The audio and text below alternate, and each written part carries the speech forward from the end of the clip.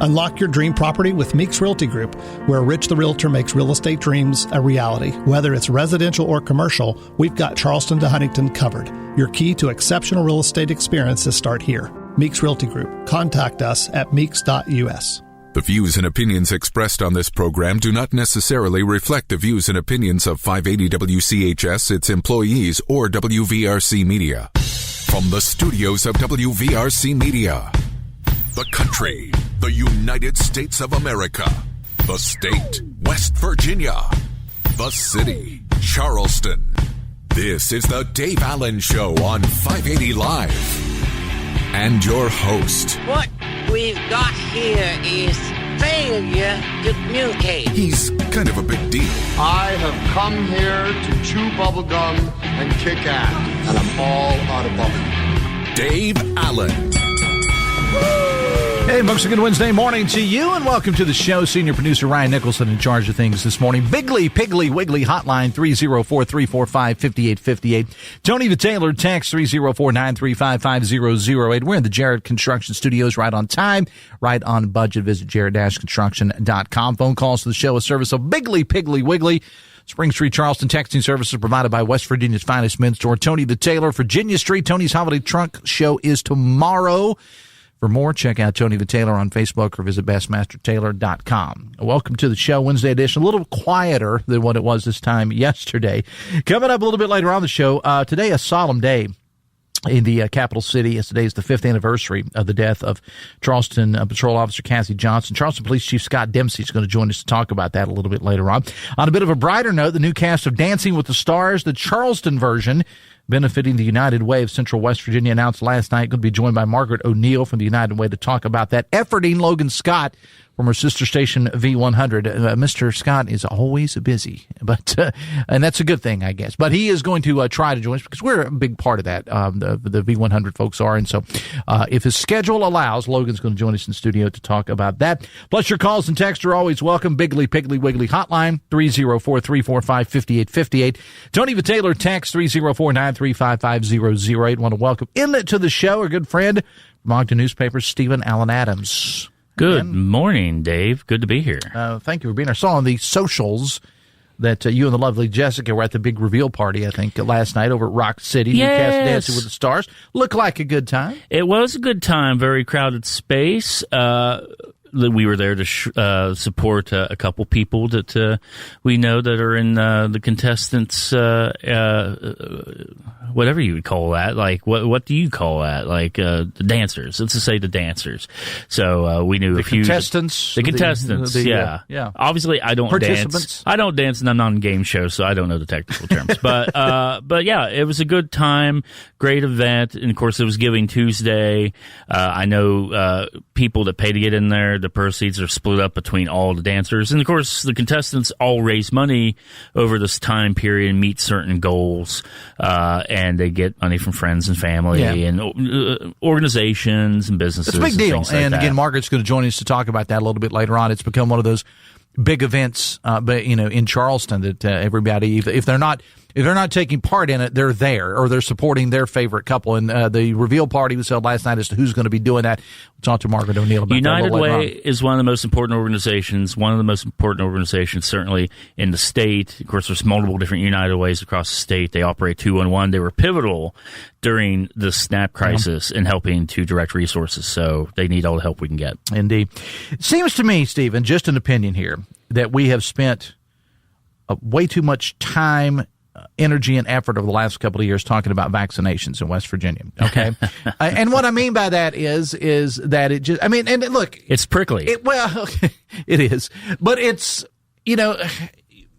I'm a person that always thinks, hey, look, we can always look at things. We don't have to say, well, this is the way we've always done it. We can always, keep a constant eye on things like that. But it just seems to me, as you and I'm, a little bit older than you, but it just seems to me that there was not a lot of talk about vaccinations. Then all of a sudden it comes up again, and it's been, West Virginia's made national news on a couple of fronts. One, because of the success rate that we've had with over the years keeping down childhood illnesses.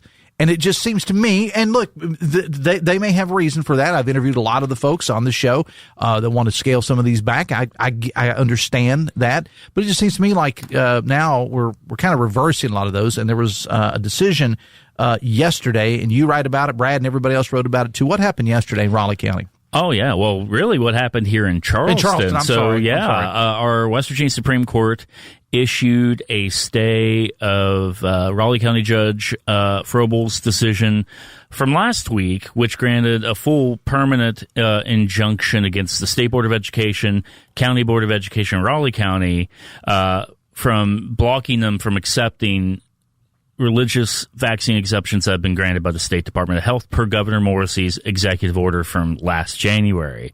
It's a pretty big deal. It seems like you can't really predict a lot of times how the Supreme Court's going to go depending on a stay, but you can infer some things.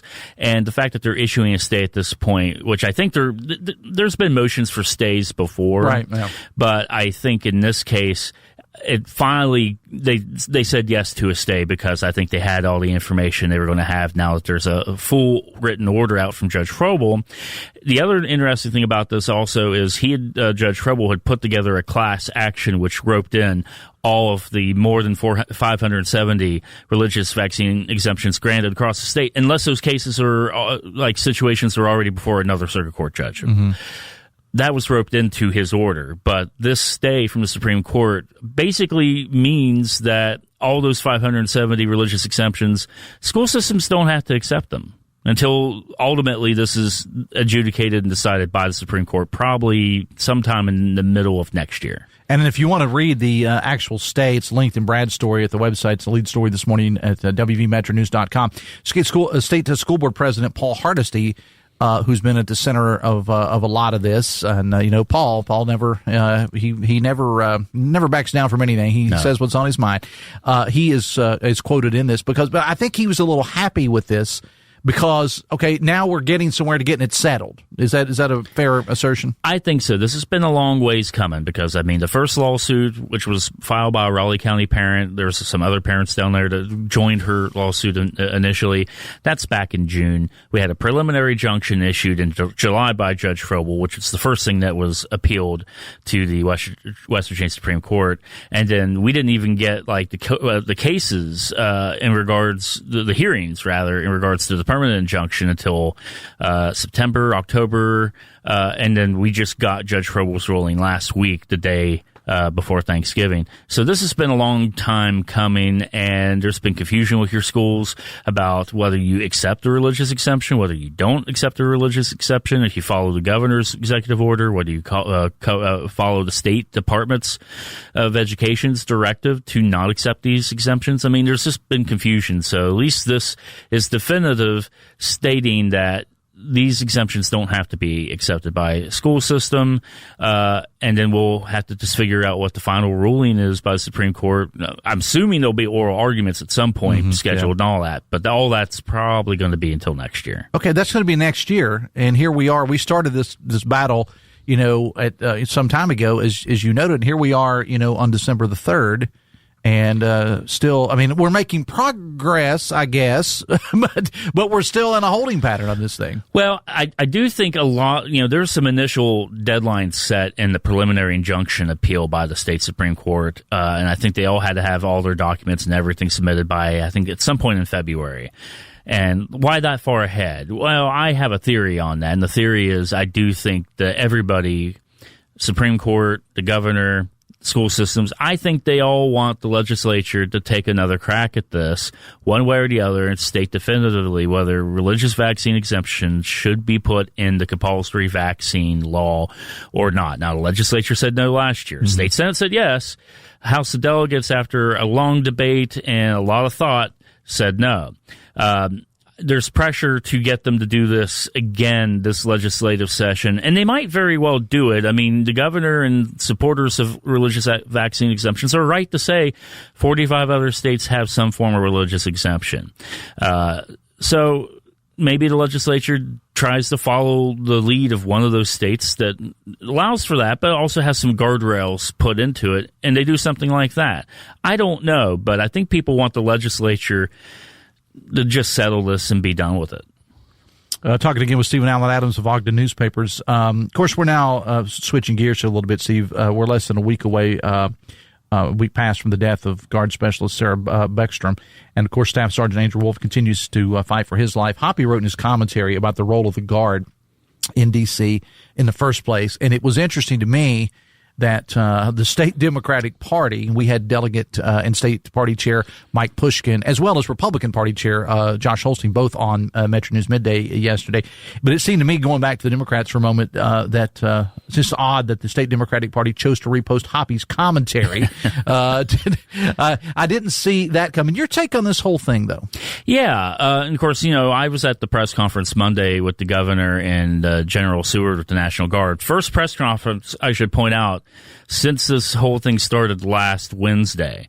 I mean, there had been no press conferences with West Virginia Press. There's been a lot of press releases, including wrong information in press releases. There's been video messages. There have been social media posts, and we've seen the governor and others go to national cable news, but we've not had the ability to ask questions. And I asked specifically questions about the emphasis on the volunteer part of this, because again, the 170 people, Guards members that are in D.C. from the West Virginia National Guard are volunteers, but they're volunteers because they were authorized to be there as volunteers by Governor Morrisey. And one of the things I wanted to make sure of, and Hoppy brings this up in his column, is talking about, taking responsibility. I want to make sure Governor said explicitly he did that, and to the governor's credit, he did.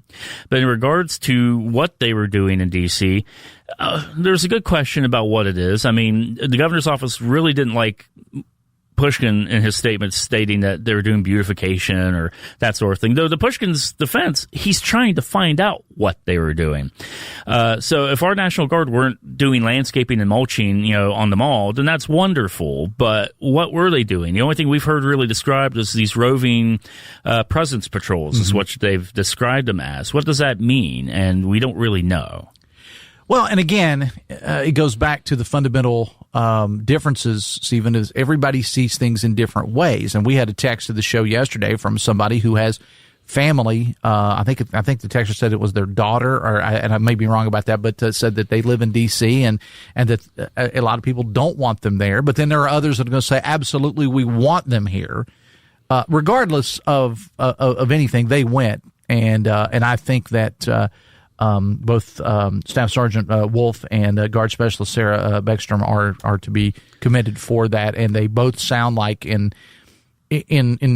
interviewing people that knew them and what it just seems to me that they both were quality human beings, one of whom's life was ended and the other one's fighting for his life as we speak. We can be proud of our National Guard. I think they've stepped up, as they always have, through emergencies, through whatever we've asked them to do, overseas deployments, and now what they've done in Washington, D.C. And by all accounts, they've been honorable in their service. True. In D.C. 100%. Absolutely. That's without question. You can say that, and I think you can also be critical of the leadership, whether that's Governor Morrisey, whether that's General Seward, whether that's President Donald Trump, for why they were there and what they were doing. Was it more of being seen, a political prop thing?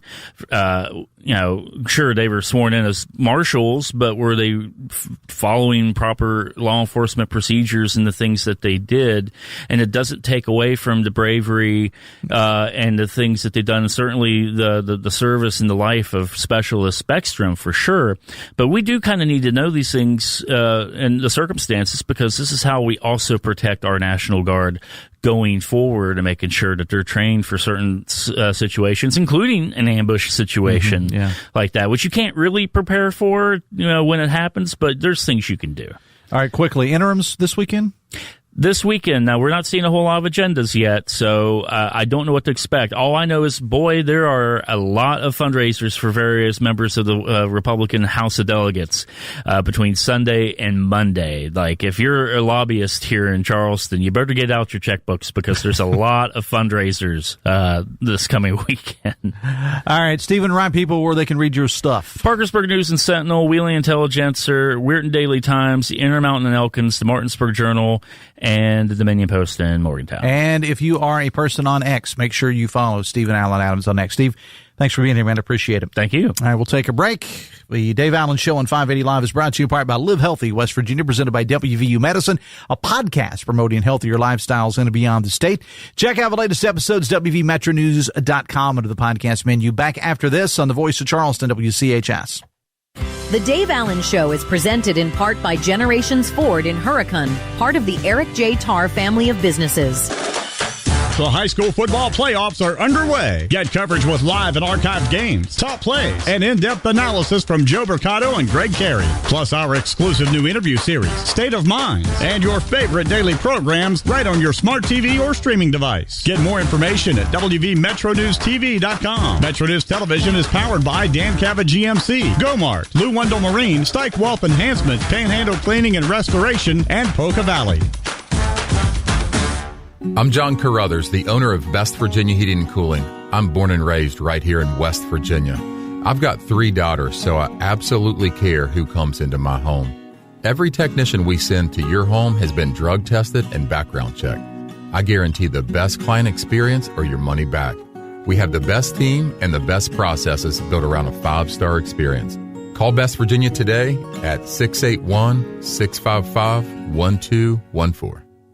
The Christmas season is a time of family traditions. Christmas parties, viewing Christmas lights, decorating the tree, attending Christmas church service. Many of us consider these core holiday traditions. For over a century, another tradition in the Kanawha Valley was to give a Christmas donation to Union Mission to help feed, clothe, and shelter the needy. This Christmas, would you consider building on that tradition? Your gift this holiday season will help us well into 2025 as we help the hurting people of West Virginia. Visit unionmission.com today.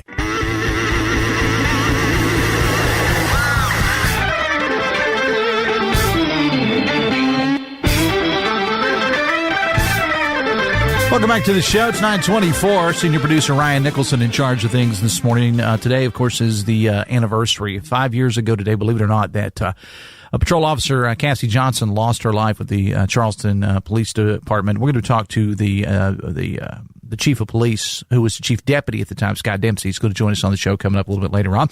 But Dave Allen Show on 580 Live, brought to you in part by your hometown baseball team, the Charleston Dirty Birds. Selengo Law Light. The night continues over at Gomart Ballpark through the first of the year. Now, tonight, Joe Guerin tells me, tonight over at the ballpark, they've been doing things all week. They're doing a toy drive. And if you bring an unwrapped toy, you get free admission. So there you go. For people that were kind of concerned, about how to get in, you bring a free toy and you're going to get free admission tonight over at the Selengo Law Light night over at the ballpark. And please do this. Please get your tickets in advance. All right. Go to dblightthenight.com for more on that. Big reveal party held last night at Rock City for the upcoming cast of Dancing with the Stars here in Charleston, benefiting the United Way of Central West Virginia. Margaret O'Neill joins us to talk about it. Just welcome to the show. How you doing? Dave, I'm so good. And you guys did a really good job talking about Dancing with the Stars. Well, I just happened to see last night that Stephen and the lovely Jessica were there last night. We'll get to the list of dancers. Yes, coming they're up. dancers. I called them contestants. How about we call them combatants? No, because it's there was a question of, is it too early to talk smack? And we were here we're on. But they are dancers. So explain the way the whole thing works and then we'll get to the actual who's going to be dancing a little bit later on. But explain the way the whole thing works. Sure. So in August we have nominating day at our office, and it's very kind of a small group. It's any of our alumni dancers, our board of directors, and our staff. And we literally hang blue poster board for boys and pink poster board for girls, and people can nominate a dancer, somebody they would like to see dance.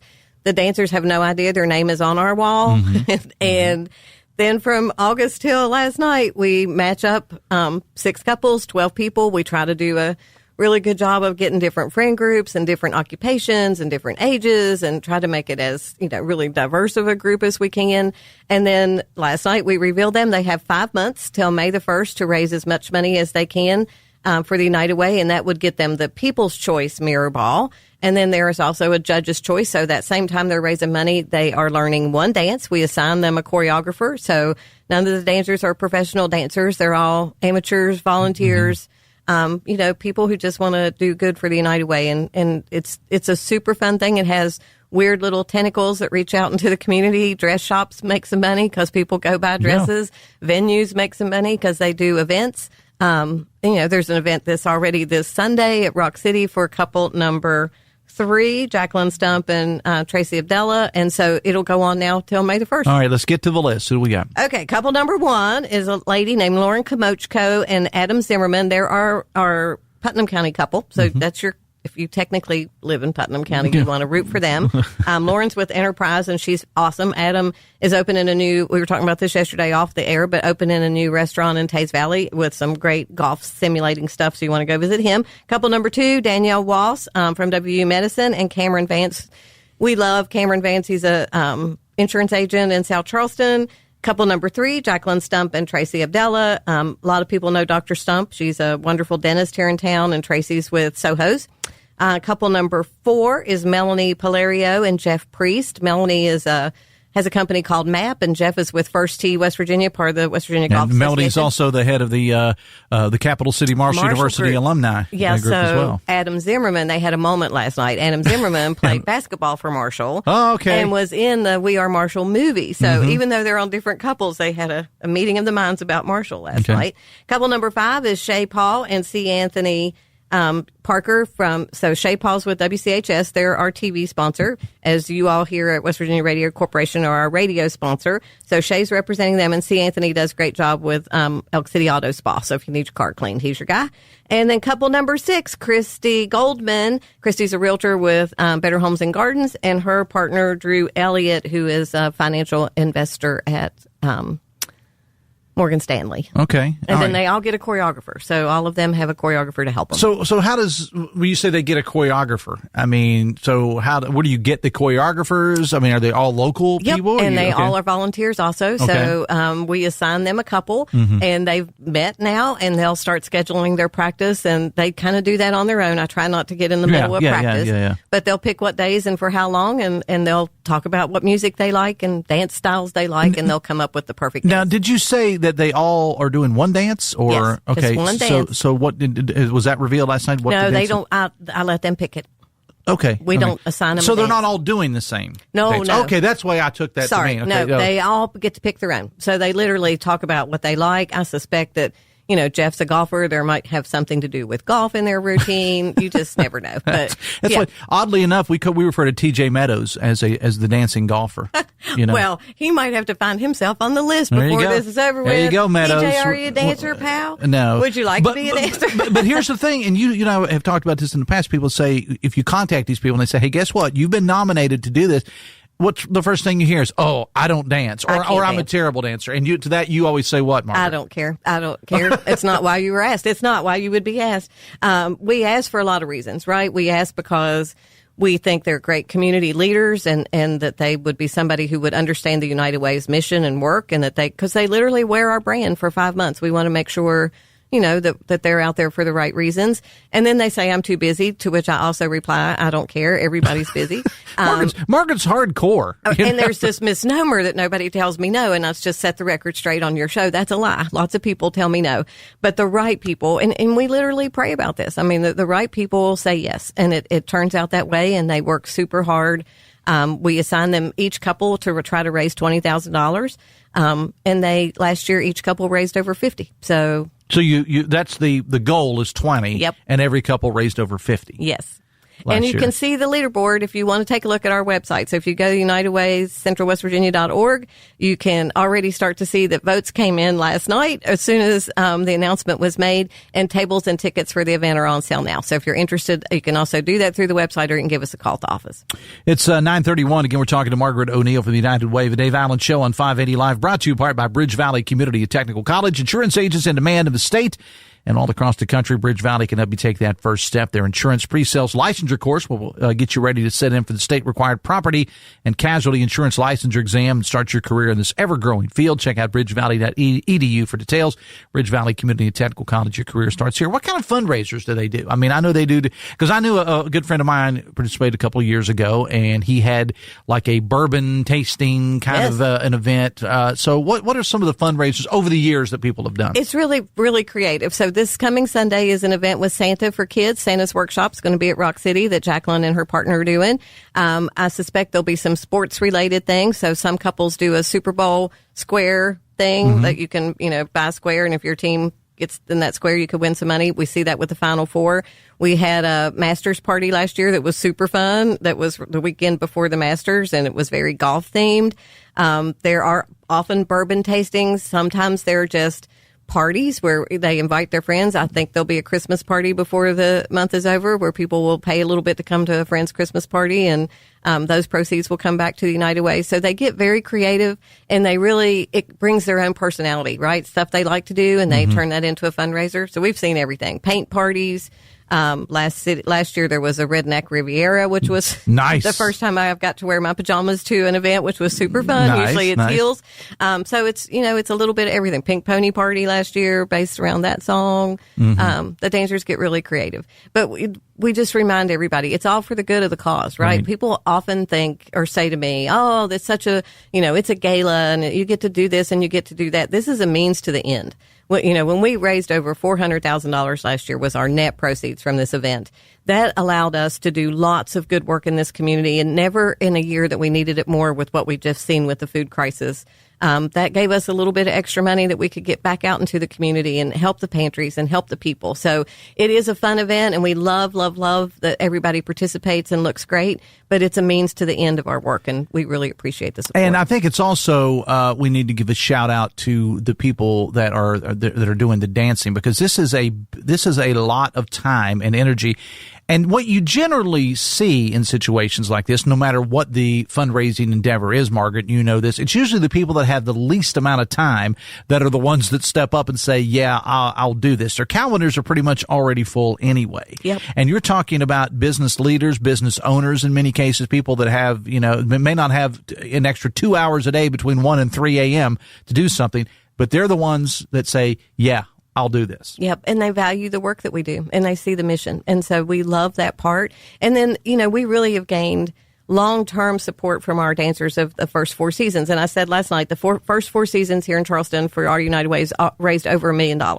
And so if you think about that in terms of what else could we do as a small staff to kind of raise that extra money, they literally are working for us for 5 months. And it is a big endeavor and a big commitment. And we don't sugarcoat that. We don't lie about that. Yeah, we tell you, or you tell them ahead of time. It's a but big we deal. Absolutely support them 100%. Our staff becomes their support staff. We help with tickets and all the design work on their logos and all the things that they want, their social media pages. But what makes it work for them is you all, the community, do support them. So, like Stephen was saying, I've already picked my couple, and sometimes people wait until the night of and they vote for all 6 couples. But the voting piece is really the profit for us, because it's literally a donation to the United Way in the name of the couple that you love the most. And you can vote for more than one, and you can vote as often as you want. And it's $5 a vote.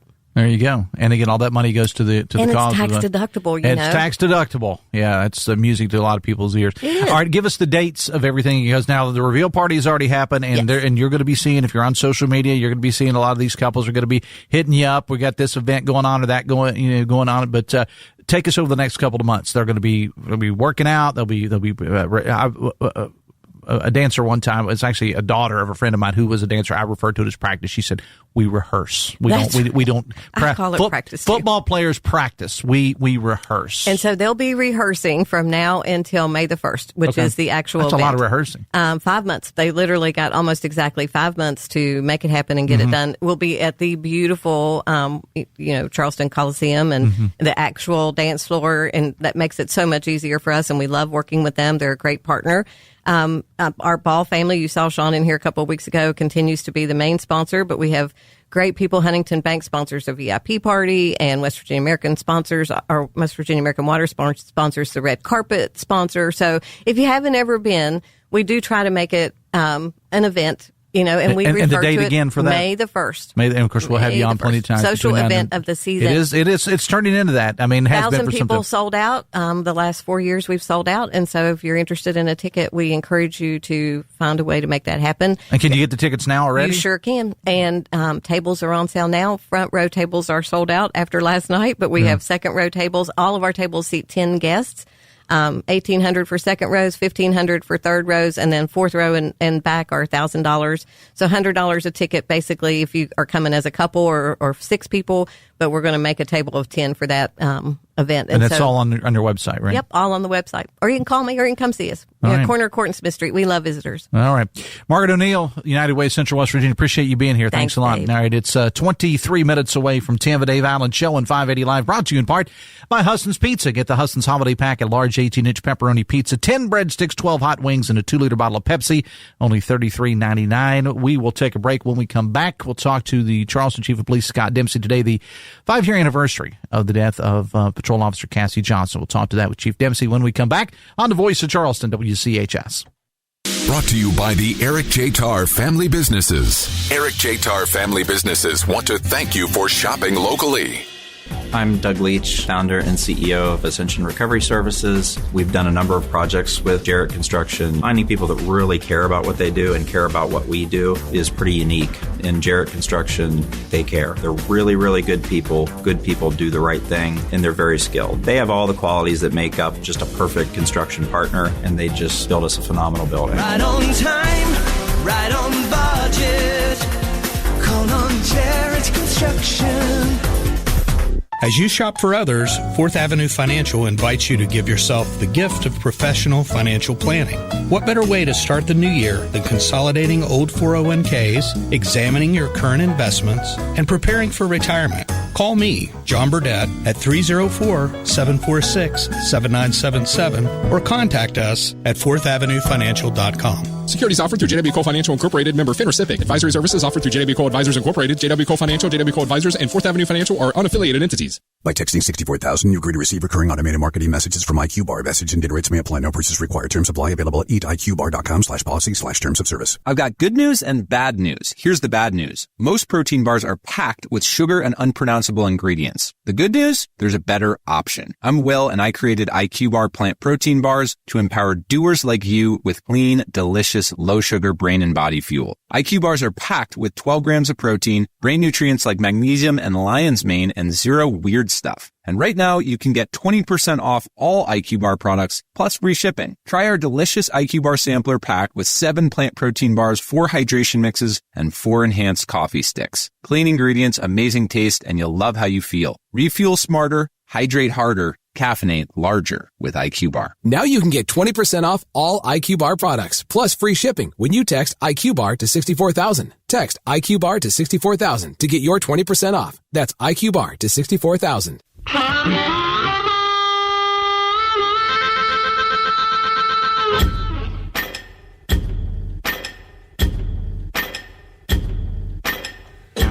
Welcome back to the show. It's 21 minutes away from 10. You're invited to hit the jackpot this holiday season with WV Bargain. Save up to 60% off items. There's all kinds of things on this website, WVBargains.com.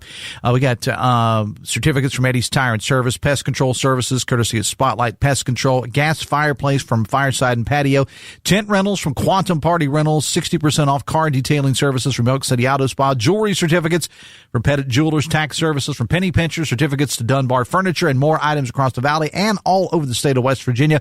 The dates, they actually started a couple days ago. It all ends, though, on Friday. Go to the website, WVBargains.com, and check it out. WV Bargains is a WVRC media promotion. And the Dave Allen Show on 580 Live is brought to you in part by the all-new Generations Ford of Hurricane, your family and locally owned Ford dealership. Generations provides your customers with X-Plan discount pricing on the purchase of select new Ford vehicles.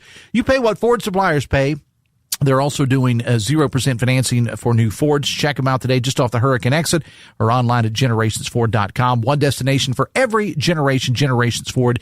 See dealer for details. 5 years ago today, Patrol Officer Cassie Johnson, responding to a traffic complaint, was shot and killed in Charleston. Somber day for the city of Charleston for sure. Charleston Police Chief Scott Dempsey joins us now to talk about it. Good morning, Chief. Welcome to the show. Morning, Dave. How are you? I'm doing fine. Thanks for being here. And thanks for joining us this morning. You know, Chief, it's very difficult to talk about, I know, but it is worth noting and remembering Cassie Johnson. Absolutely. And thank you for the invitation today to talk about Cassie. It's hard to believe it's been 5 years because it seems like yesterday for many of us. And it is a somber day for us, and we definitely reflect on everything that had happened that day. And but we always keep in mind, though, that she left a legacy behind that was filled full of compassion and kindness. And so we try to keep that in mind as we go through these tough times, and that keeps us going, and definitely keeps the family going. We stay in contact with them, and we talk about her spirit all the time. So definitely a somber day, but we definitely keep her legacy in mind. Talk about the type person Cassie Johnson was. Well, she was a great person, very kind heart. She had a tremendous heart, always willing to serve, always willing to just jump in and help. Even apart from her dedication as a police officer, because she started off as a humane officer, obviously, with the city, and then she felt such a drive to continue to serve in different ways, and so she really dedicated herself to the Charleston Police Department. But even apart from that, just her kind spirit and her heart just made her a very special person. And here's what I did not know Patrol Officer Johnson at all, but I will say this: what I have learned in talking to folks from your department and talking to her. We interviewed her members of her family not long ago on Metro News Midday, and talking to the mayor, different people. Cassie Johnson, from what I have been able to gather, Chief, was a wonderful person if she never put on the badge. If no matter what she did, if she were working fast food or whatever, she would still be that same person that she was. You are absolutely correct. And I had the privilege of knowing her in her humane officer role and their police officer role. And yeah, I couldn't agree with you more. She just always a kind person. And like I said, always willing to just jump in and just serve, help wherever she can. Talk about that day, Chief. I know it's difficult to talk about, but kind of take us through that day. Yeah, so like I said, I still remember like it was yesterday. Yeah. I still remember getting that call and rushing to the scene, rushing to the hospital. You were chief deputy at the time, right? I was deputy chief, at the time. Okay. And, of course, we're one of the very first calls, that go out. And, I still remember it like it was yesterday. My heart sunk. And unfortunately, in that type of role, you can't really grieve because you're so in tune to what you need to do to take care of things, and I've been told by first responders that grief comes later. It absolutely that does. If you're doing your job, it's not then. But go ahead. Absolutely. Many of us were out for several days. We didn't even go home, and so that was tough. It was a very tough several days to get through, but we're very resilient, and we're a close-knit family here at CPD. So just being with other officers and other people that shared the same grief with me, it just made it a little bit easier to get through. So the call, if I remember correctly, the call came through that was parking. Somebody was it was a complaint about parking that led to this, right? Yeah, someone was just kind of parked in the middle of Garrison, and just a simple 911 call. But it goes to show you that nothing is routine that we go through. And during Cassie's investigation, she found the person that did park illegally, and just plain old asked them to move, and things escalated very quickly from that point. Yeah, and Joshua Phillips was the shooter, later convicted of second-degree murder and sentenced to 40 years in prison. And I think, Chief, it says something. I'm going to try to say this the best, most compassionate way that I can. Her death came because he fired, okay, and then she, on her, and again, bear with me on here, on her way down, she fired. That is correct. So she, even in her last, of course she passed a couple days later, but even on her way down, she was able to produce her weapon. That is correct, yeah. And her training, anytime we're faced with situations like that, we revert right to our training, and that's how she was trained, of course. And, and she was able to at least attempt, to save her own life at that point, and not only her life, but possibly other people as well. And again, I think, and I heard you say that in a previous interview, Chief, that there's nothing routine in the world of police work. And I think that goes for all emergency responders, no matter what they are. There's nothing routine. And if you look across the nation, people that have tragically been killed, like Cassie Johnson, was a lot of it didn't start out on what you see on television, like the big Hollywood production. It started out traffic stops or like a speeding patrol or a welfare check or something like that. You're absolutely right. It's all senseless. It's senseless violence. It definitely did not need to happen. And, Cassie's just part of a huge law enforcement family nationwide. And I think it speaks volumes that her sacrifice is what officers do every day across the nation. So, her sacrifice 5 years ago should definitely let people know that we're out here. We're here to serve no matter the dangers, and we stand between good and evil. And even though these tragedies happen, we still put on the uniform and we come out every day and work hard. I had you helped me facilitate an interview not long ago because I know you guys are doing some recruiting for the Charleston Police Department, trying to get some new folks in. I know all the law enforcement agencies are in need of people right now. I'm just kind of curious, when somebody applies to be an officer in Charleston, or let's just say that they're hired, and is Cassie Johnson part of their training? Now, does her legacy continue to just say, we want to always, when we go out there, even though, officer, you may not have known her, do they know her story? Absolutely. We definitely share that story. And with any tragedy that we've had, we try to share those stories, not to create a somber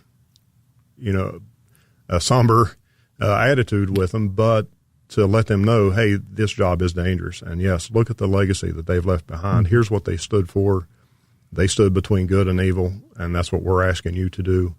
So yes, we definitely do that. We definitely get them familiar with them and what they stood for.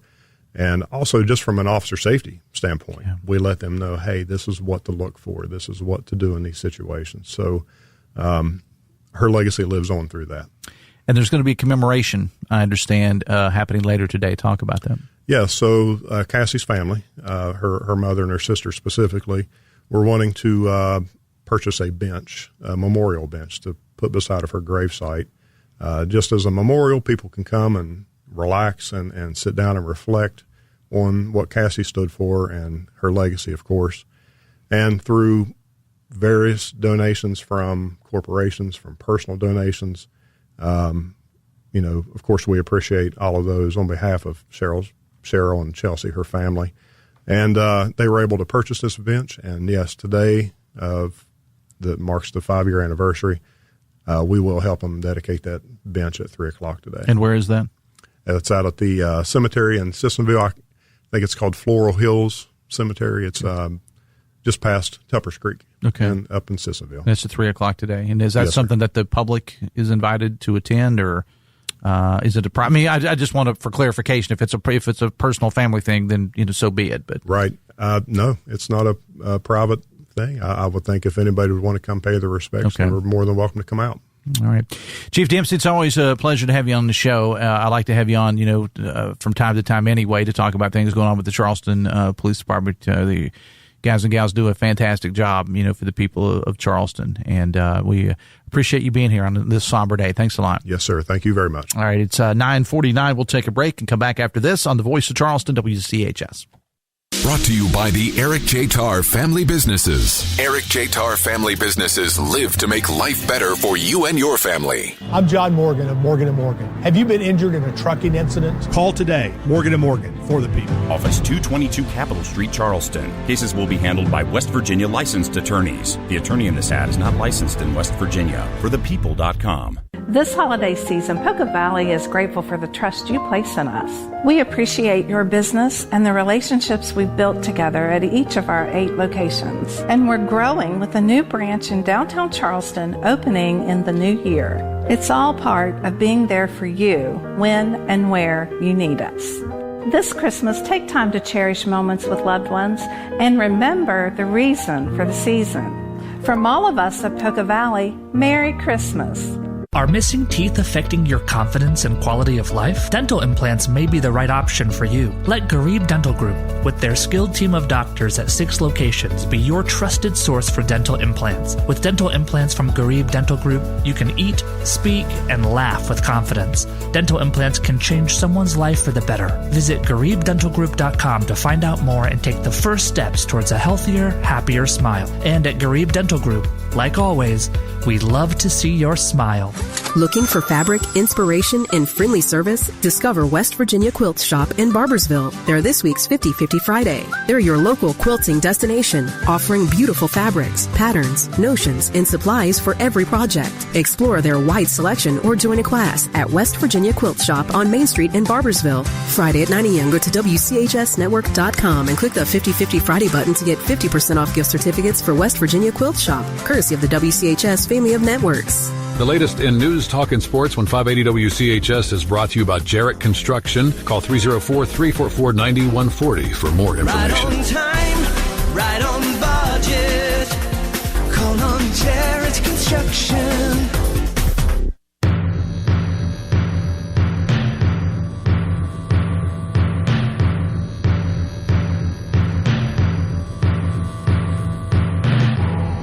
Welcome back to the show. It's 8 minutes away from 10. Senior producer Ryan Nicholson in charge of things this morning. The Dave Allen Show on 580 Live is brought to you in part by Pinnacle Consultants.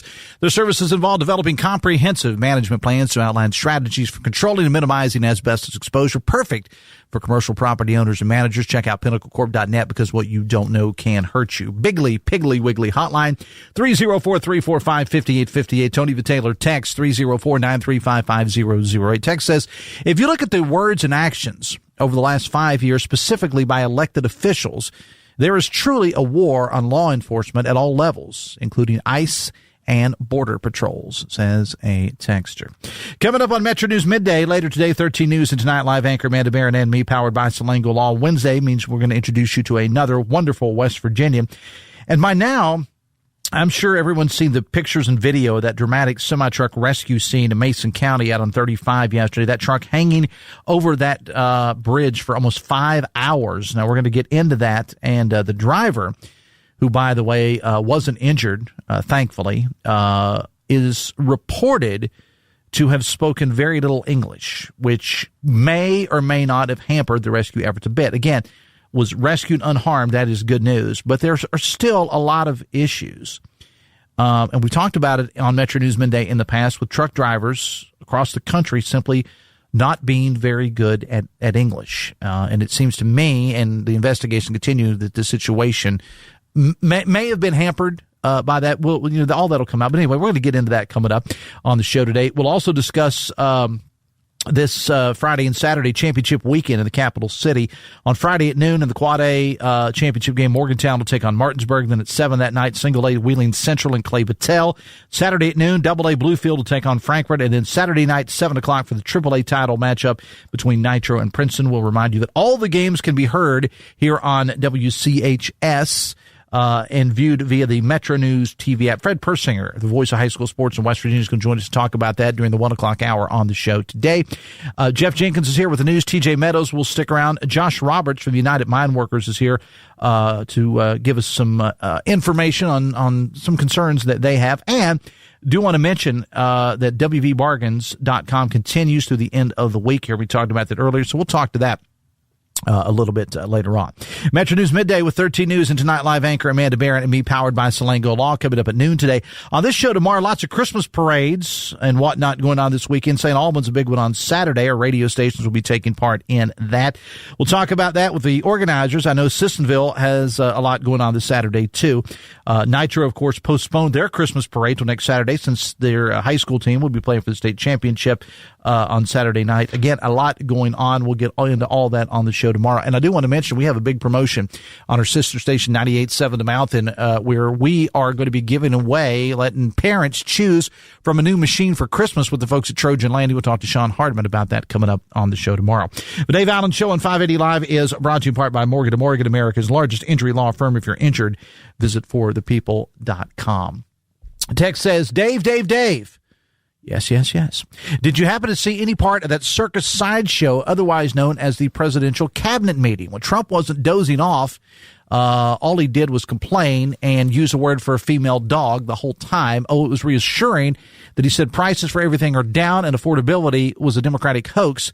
Time for the lame duck Donald Trump to be put in the pond, says a texter.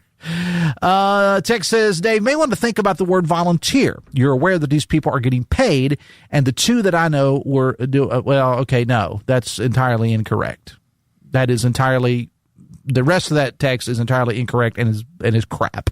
So, sorry, don't text the show again. All right. I'm sorry. But Dave Allen, when people just put falsehoods out there about people that are deceased, no, not welcome here. Not welcome here. Chuck them, brother. Tell them to get out of here. You're done. Especially when it comes to our National Guards people.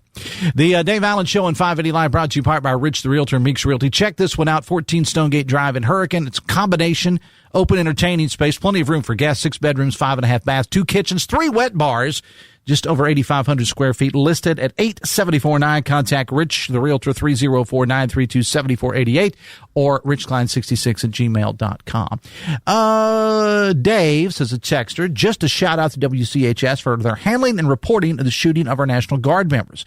National media and even the governor's office sending mixed and info and not reliable, but WCHS did things right. Top level was handled badly during the Iraq War. If we had casualties, all communication at our base back to the U.S. was cut off until the families were properly notified. Concerned about how these families heard about their loved ones being attacked, there's protocol for that, and it clearly wasn't followed. Well, thank you for the compliments. Tex says, what's the deal with the Capitol Christmas tree? Looks like it belonged. All right, they weren't very happy with the Capitol Christmas tree. All right. Text says, not good English. Was he from Logan or Mingo? Says a texter. Why do we do this, TJ? Rather stereotypical, I would think. I'm from Logan. I talk real good. What about you? You from Boone County? I'm from Boone County. I know the language. We just choose not to use it from time to time. Sorry for going off on a tangent there, but yes, they were volunteers. They volunteered to go there. They didn't have to go. That's what the word volunteer means. And for somebody to text up and talk about them previous to their life of joining the National Guard, get bent, man. Or woman. I have been so frustrated, so disappointed in some of the things I read on social media.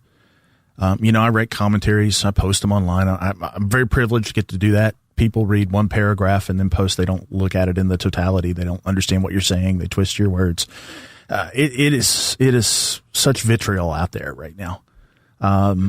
It reminds me back to the old lesson. If you can't say something nice, don't say anything at all. Mm-hmm. We have forgotten how to be critical, yet not be mean.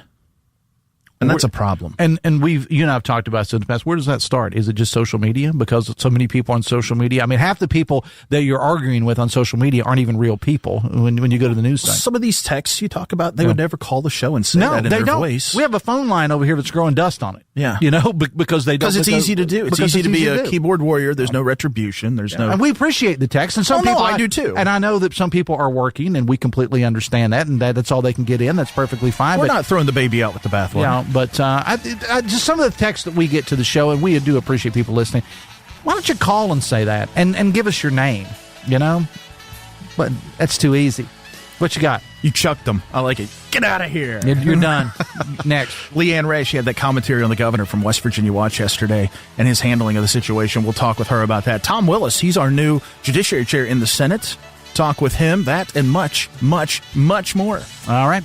I'll see you later today on Metro News Midday with 13 News and Tonight Live anchor Amanda Barron and me coming up, powered by Salango Law. We'll see you then. Till then, have fun and love somebody.